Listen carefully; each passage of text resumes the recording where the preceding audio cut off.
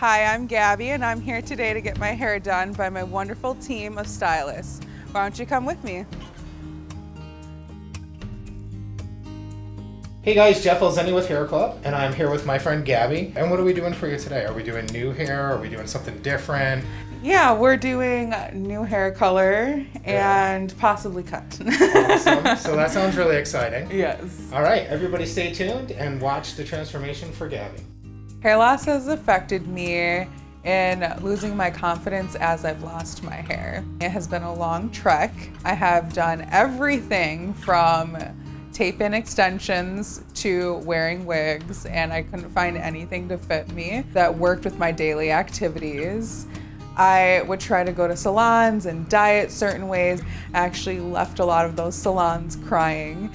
So I wanted to find somewhere where I felt like they knew how to handle hair loss and they made me feel safe and comfortable while helping me with that hair loss. So when I came to HairClub, I was very pleased to meet the whole team where they were able to fit me with many options that fit my lifestyle.